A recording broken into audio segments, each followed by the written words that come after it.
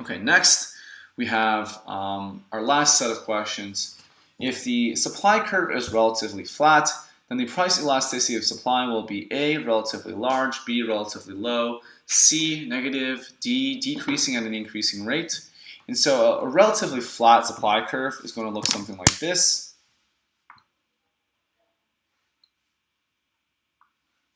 And that is going to be a relatively elastic supply curve, right? A small change in price is going to lead to a large change in quantity, and we would see that elastic supply coefficients are higher. And so A is going to be our best answer here. That if the supply curve is relatively flat, then the price elasticity of supply will be A, relatively large.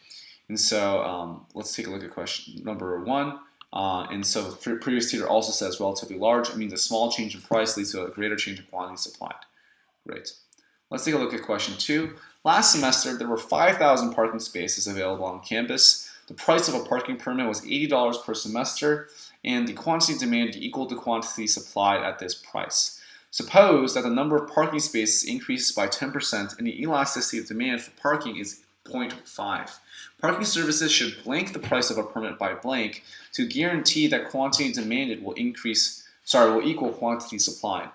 And so we're given that the number of spaces has increased by 10% and the elasticity of demand for parking is 0.5. We want to know what is the proportional change in pricing that should match this. So if elasticity of demand is 0.5, we know we have a relatively inelastic demand curve. And so we see that a 10% increase in parking spaces should be reflected by a 20% reduction in the price of a permit, right? Because the proportional change in quantity demanded is half or 0.5 that of the change in price. So if the change in quantity demand is 10%, then the change in price should be 20%. And we know it should be a decrease in prices because the direction of the quantity demanded change and the price change is always opposite. And so the correct answer here should be B. The parking services should decrease the price of a permit by 20% to guarantee that quantity demanded will equal quantity supply. Let's take a look at the previous tutor's answer. And so they say percentage change in quantity supply is 10% or 0.1. In order to reach at the point of equilibrium quantity, demand must also be increased by 10%. And to increase the quantity demanded, we have to lower the price. Elasticity of demand is 0.5. Percentage change in quantity demand is 10%. The elasticity of demand is equal to percentage change in quantity demanded divided by the percentage change in price. 0.5 is equal to 0.1 divided by percentage change in price. Percentage per change in price is going to be equal to 0.2 or 20%, which means that price will decrease by 20%. So it's a good mathematical breakdown of that if you don't want to do it in your head. And so yeah, we get the same answer. 3 says two goods are two goods are complements if we select one of the following. The price elasticity of each is greater than 1. B says the income elasticity of each is negative. C says the cross price elasticity is negative. And D says the cross price elasticity is positive.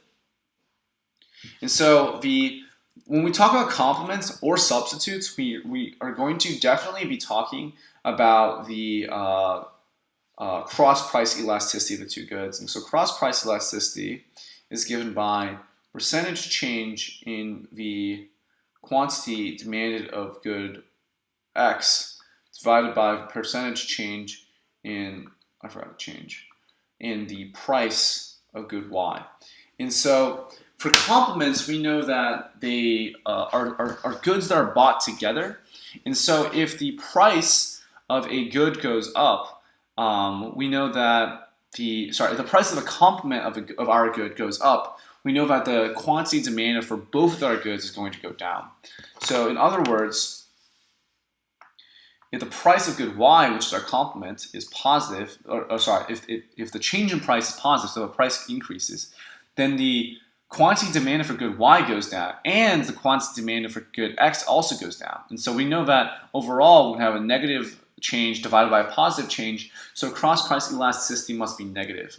We can also do a similar concept for if the price of good Y goes down, that means the change is negative, If the price of good Y goes down, then the demand for good Y goes up, and the demand for good X also goes up because they're complements. And so we have a positive divided by a negative, we'd still have a negative cross price elasticity.